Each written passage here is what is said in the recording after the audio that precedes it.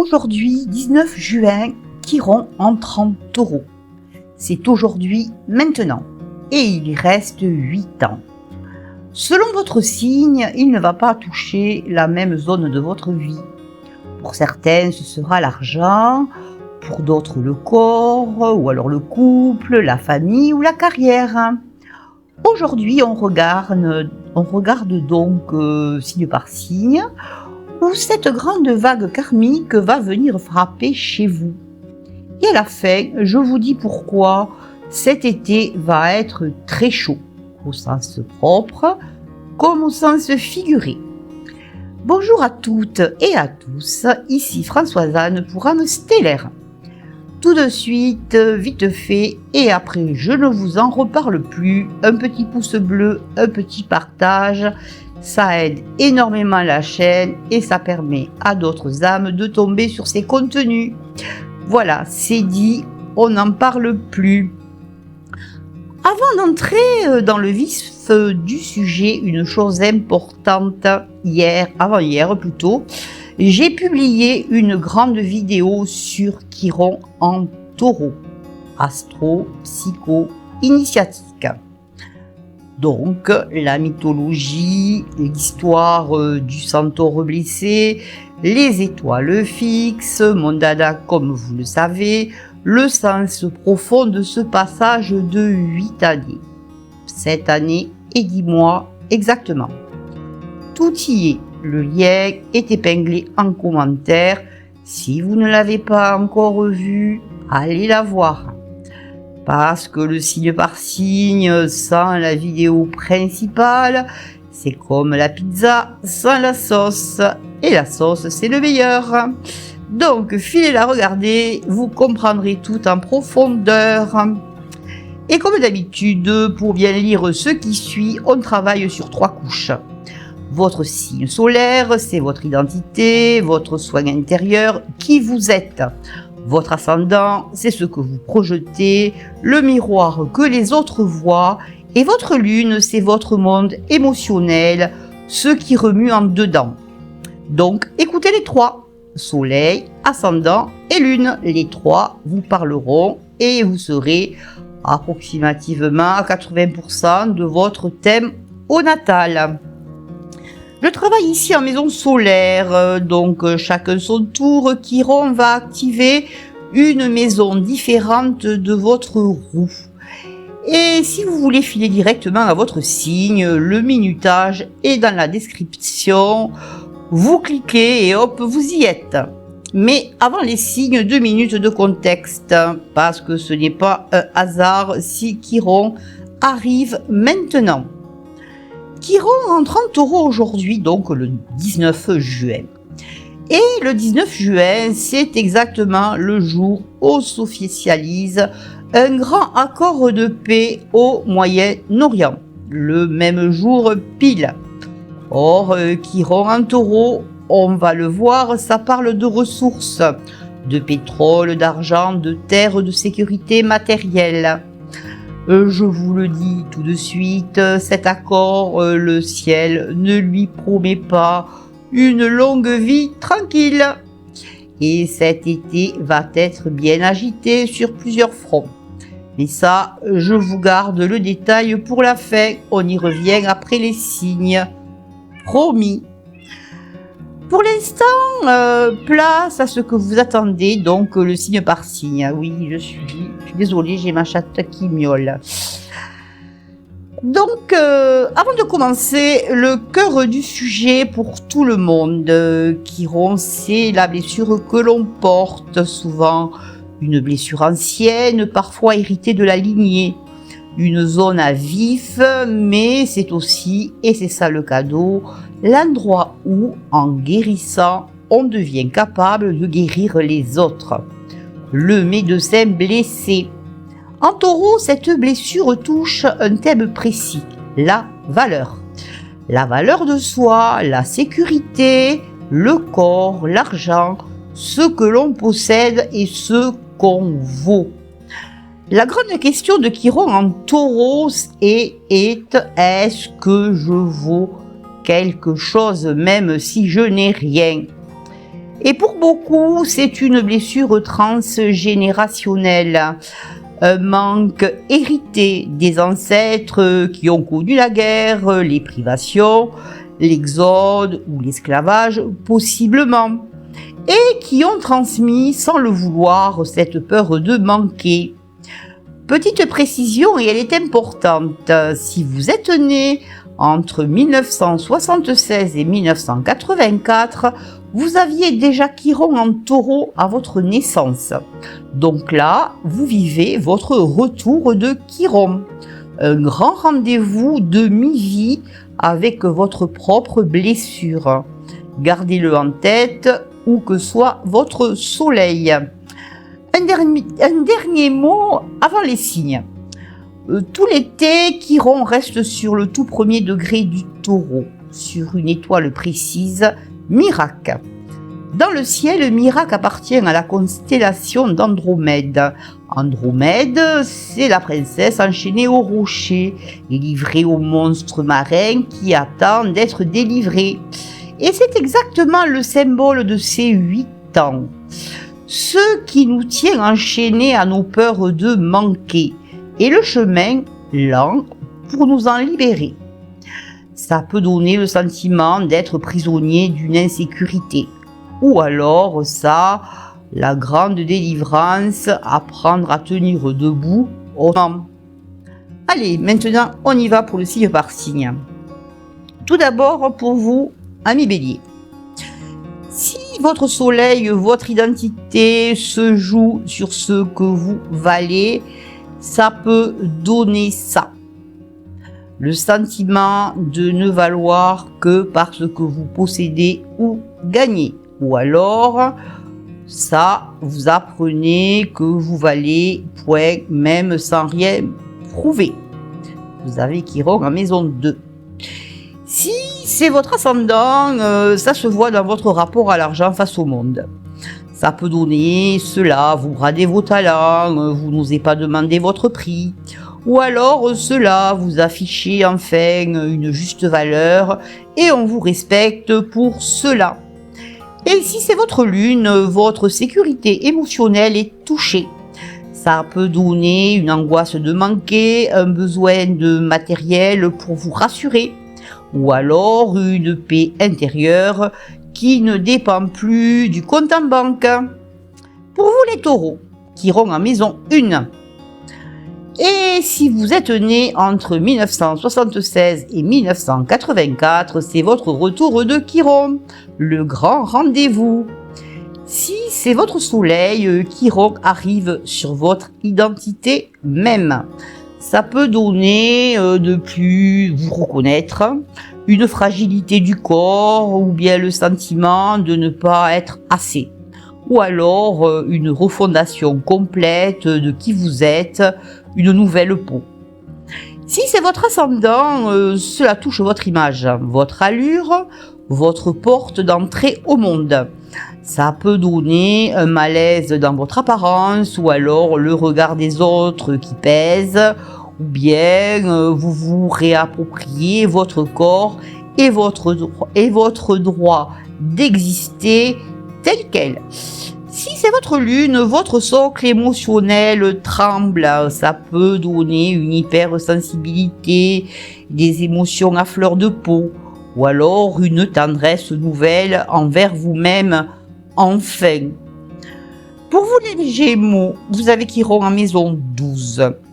Si c'est votre soleil, votre identité travaille en souterrain. Ça peut donner une fatigue diffuse, un besoin de retrait, ou alors un poids sans nom, ou alors un grand nettoyage intérieur, une paix gagnée dans le silence. Si c'est votre ascendant, ça ne se voit pas et c'est ça le sujet. Ça peut donner que vous cachez votre blessure, vous donnez le change. Ou alors vous lâchez le masque et vous vous montrez enfin vrai comme vous êtes vous-même. Ou alors, si c'est votre lune, des mémoires anciennes qui remontent, ça peut donner des émotions enfouies qui d'un coup ressurgissent, souvent venues de la lignée. Ou alors, vous guérissez des choses qui ne sont même pas à vous. un travail d'âme, un travail transgénérationnel. Pour vous les cancers, si c'est votre soleil, votre place dans le collectif est en jeu. Ça peut donner le sentiment de ne pas être reconnu dans un groupe, ou alors une amitié déçue, ou alors vous trouvez enfin votre vraie tribu, ceux qui vous voient. Si c'est votre ascendant, ça se voit dans la façon dont vous arrivez dans un groupe. Ça peut donner, vous restez en retrait, vous craignez le rejet, mais non. Ou alors vous devenez au contraire un point de ralliement, celui qui fédère. Si c'est votre lune, vos espoirs touchent votre cœur. Ça peut donner une déception qui blesse, des rêves d'avenir qui s'effondrent. Ou alors vous reconstruisez des projets plus vrais, plus à votre image. Pour vous, les lions, Chiron est en maison 10. Si c'est votre soleil, votre place au soleil est touchée. Et pour vous, ça compte. Ça peut donner un coup dur professionnel, le syndrome de l'imposteur. Ou alors une renaissance vocationnelle, une réussite qui a enfin du sens. Si c'est votre ascendant, ça se voit dans votre image publique. Ça peut donner la peur de ne pas être à la hauteur sous le regard des autres. Ou alors vous devenez une figure qui inspire à partir même de votre blessure. Si c'est votre lune, votre besoin de reconnaissance est à vif. Ça peut donner un manque de validation qui fait mal au quotidien. Ou alors vous trouvez votre valeur en vous, pas dans les applaudissements, en vous-même. Pour vous les vierges, Chiron est en maison 9. Si c'est votre soleil, votre boussole intérieure vacille. Ça peut donner une crise de sens, une voix qui s'effondre, l'impression d'être perdu. Ou alors une grande quête, un nouvel horizon qui rallume tout. Si c'est votre ascendant, ça se voit dans votre rapport au monde, au voyage et aux études. Ça peut donner un projet d'ailleurs qui capote, un doute affiché. Ou alors vous repartez, vous étudiez et vous élargissez votre vision. Si c'est votre lune, vos certitudes émotionnelles bougent. Ça peut donner un vide potentiel, le besoin de croire en quelque chose à nouveau. Ou alors une foi plus vaste, plus apaisée, plus vraie. Pour vous les balances, Chiron est en maison 8. Si c'est votre soleil, la maison forte, tout ce qui est intense et partagé. Ça peut donner une blessure autour d'un héritage, ou alors d'une dette, ou d'une perte.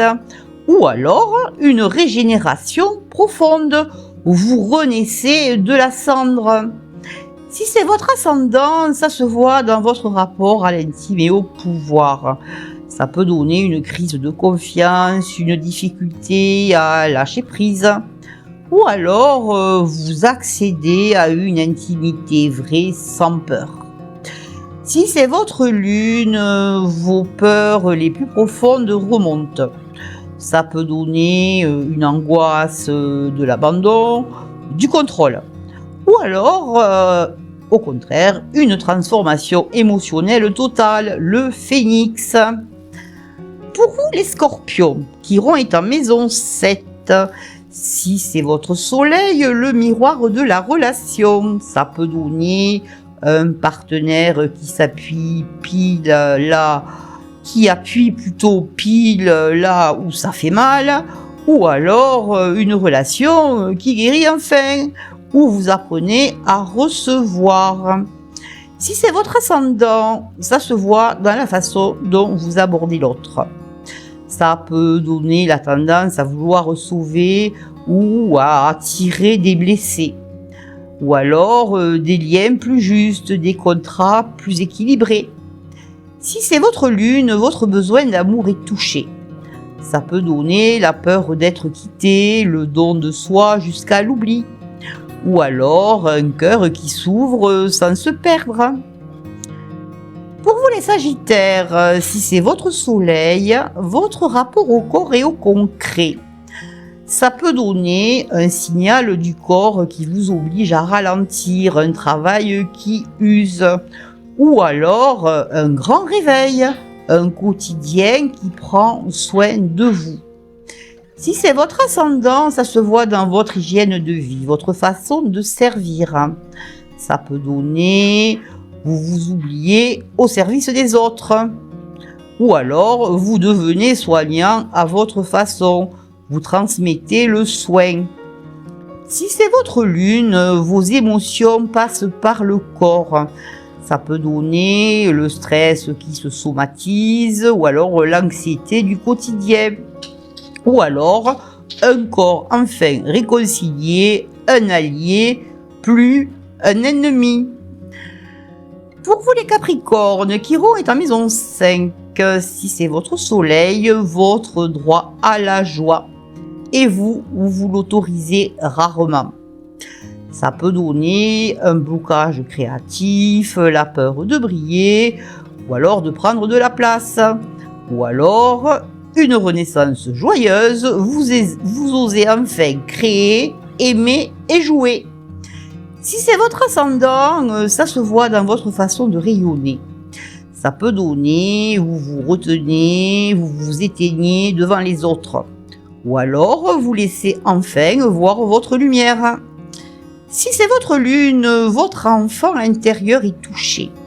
Ça peut donner une blessure d'enfance, un rapport difficile aux enfants ou alors au plaisir. Ou alors vous réparez quelque chose de l'enfance, la vôtre ou la leur, ceux de vos enfants. Pour vous les Verseaux, Chiron est en maison 4. Et là, attention, maison 4 plus Chiron, c'est le transgénérationnel doublé. Si c'est votre soleil, vos fondations même, ça peut donner de vieilles blessures familiales qui remontent, un manque hérité.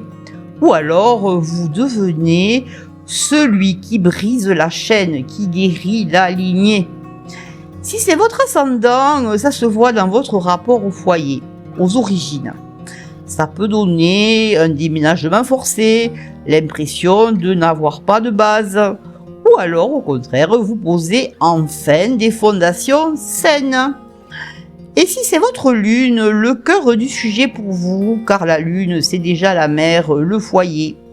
Ça peut donner une blessure maternelle profonde qui se réveille. Ou alors, au contraire, une réconciliation avec vos racines et la paix qui suit et qui va avec. Pour vous les poissons, Chiron est en maison 3. Donc si c'est votre soleil, votre parole, votre mental, ça peut donner le sentiment de ne pas être entendu, pas pris au sérieux. Ou alors au contraire, vous trouvez votre voix, vous soignez par les mots. Si c'est votre ascendant, ça se voit dans votre façon de communiquer. Ça peut donner une timidité de la parole, des mots qui restent coincés. Ou alors, vous devenez un communicant qui apaise et qui transmet. Si c'est votre lune, vos émotions passent par le mental. Ça peut donner un mental qui tourne, une anxiété, une blessure avec un frère ou une sœur. Ou alors, au contraire, un apaisement du mental, un lien fraternel réparé. Voilà pour vos thèmes personnels. Maintenant, comme promis, le grand tableau. Pourquoi cet été va être chaud? Au sens figuré et au sens propre, parce que la canicule, elle est déjà là. Et je le dis comme toujours, je ne fais pas de la politique, je lis le ciel, même si j'ai mes propres opinions. Je vous donne les aspects et les potentialités. Ça peut donner ça ou ça ou ça. À vous de regarder ce qui arrive vraiment et de suivre l'actualité. Durant tout l'été, Chiron reste planté sur le premier degré du Taureau, sur l'étoile Miracle, la princesse enchaînée. Et le Taureau, c'est la matière, la terre, l'argent, les ressources, le pétrole, le territoire. Donc, Chiron en taureau, à l'échelle du monde, c'est la blessure des ressources et la blessure de la souveraineté. À qui appartient la terre, qui a le droit d'y être, qui décide. Le nationalisme qui remonte partout, ce n'est pas un hasard. C'est cette blessure-là qui parle. Regardez l'été, tout tourne autour de la ressource.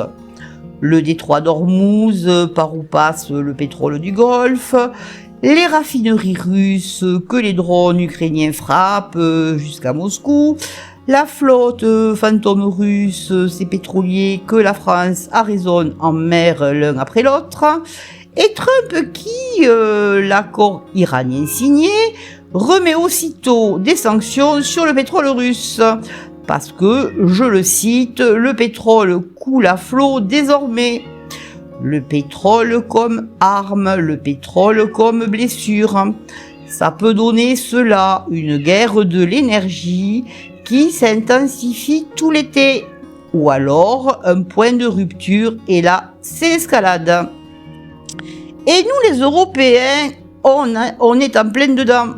La Russie, même frappée, repart en 3 jours. Nous, on rachète son pétrole et son gaz par l'Inde, par les détours, donc plus cher. Ça peut donner des prix de l'énergie qui flambent, le carburant qui grimpe, ou alors, si Hormuz se complique, des vacances impossibles en plein mois d'août sous la chaleur. Et il y a autre chose qui commence aujourd'hui même, le jour où Chiron entre en taureau. On entre aussi sous l'opposition Jupiter-Pluton. On y est un petit peu déjà depuis quelque temps déjà. Elle sera exacte le 20 juillet. Mais entre 2 grosses planètes, on est déjà dedans, comme je viens de vous le dire, parce qu'on peut garder une orbe d'environ 10 degrés. Et en opposition, c'est la pleine lune d'un cycle. Or, ce cycle a commencé par une conjonction en 2020. Vous vous souvenez de 2020 ? Je n'en dis pas plus. On en reparlera dans une vidéo dédiée.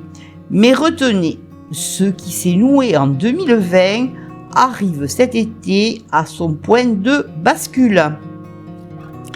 Et regardez comme le ciel est bavard. Jupiter entre en Lion le 30 juin. Le Lion, c'est le stade, les jeux, le spectacle, le cirque. Et qu'est-ce qui se joue aux États-Unis jusqu'au 19 juillet, veille de l'opposition exacte ? La Coupe du Monde. Le grand cirque mondial, pile au sommet de la tension.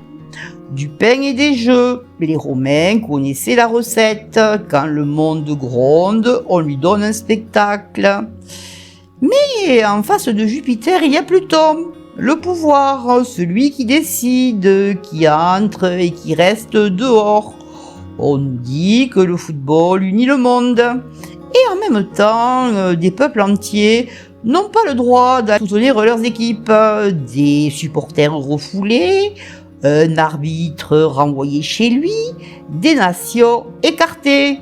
Le spectacle de l'unité d'un côté, les murs de l'autre. Voilà l'opposition Jupiter-Pluton en chair et en os.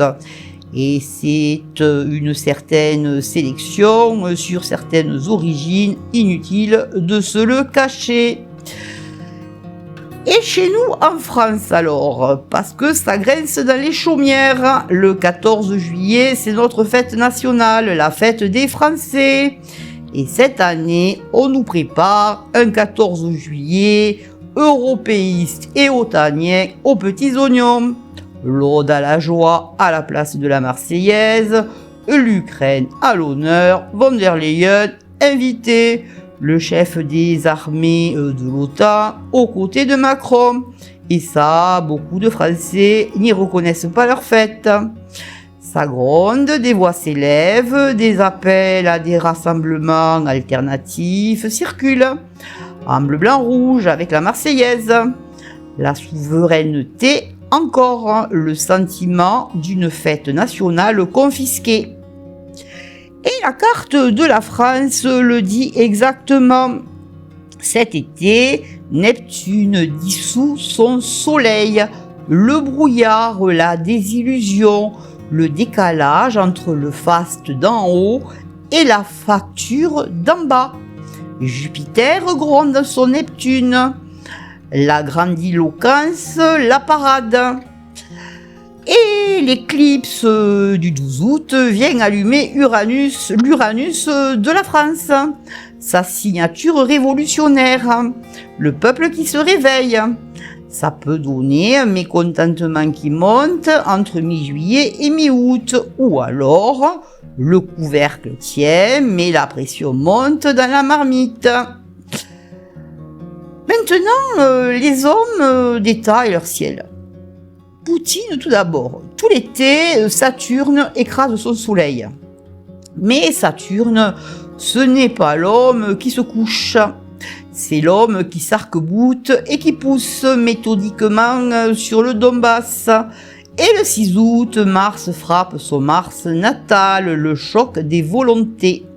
Ça peut donner une riposte russe d'ampleur quand il en aura assez des frappes sur son sol. Ou alors, il encaisse cet été et c'est à l'automne, en septembre, quand Jupiter dilate son Pluton, qu'il monte en puissance. Macron et Zelensky, nés à un mois d'intervalle, des jumeaux astrologiques. Tous les deux avec Chiron à 1 degré du Taureau, donc tous les deux en plein retour de Chiron, en pleine quête de réinvention.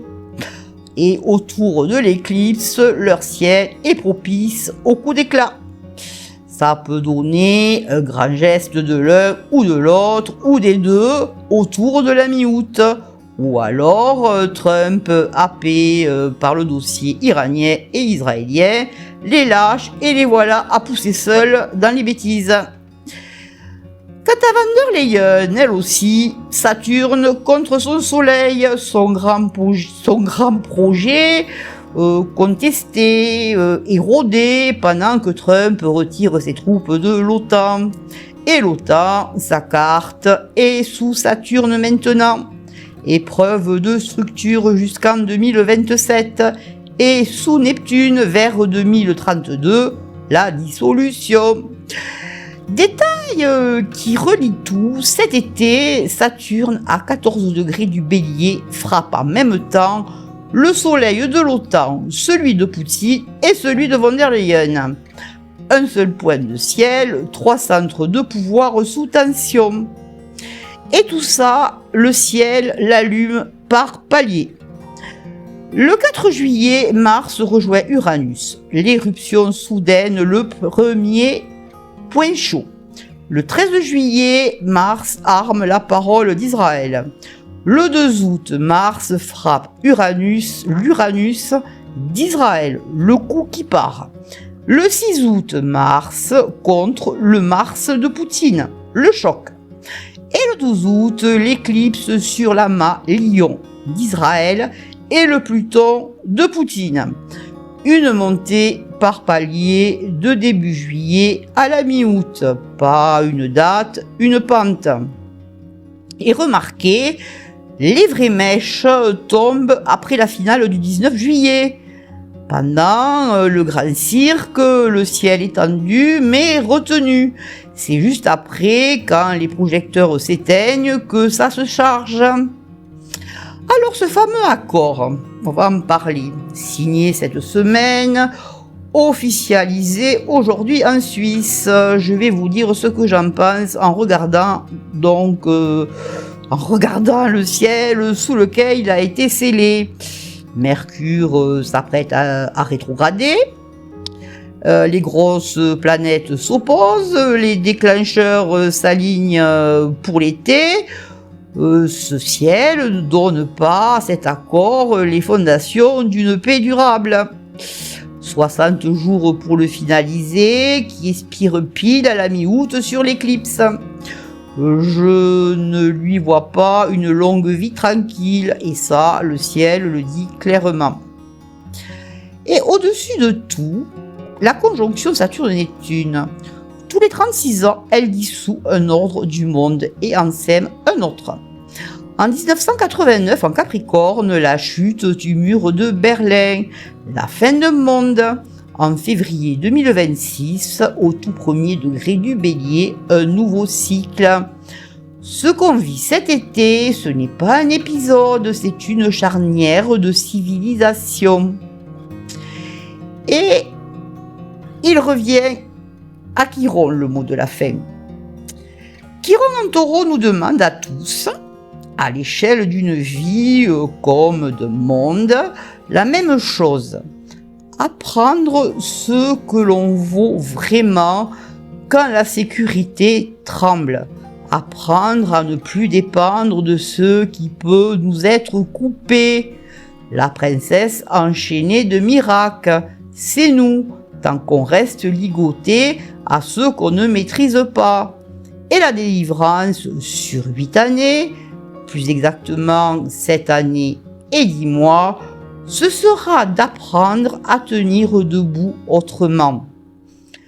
Je développerai tout le détail de l'été, l'opposition Jupiter-Pluton 2020, les potentialités aspect par aspect, dans une autre vidéo dédiée sur le passage de Jupiter en Lion.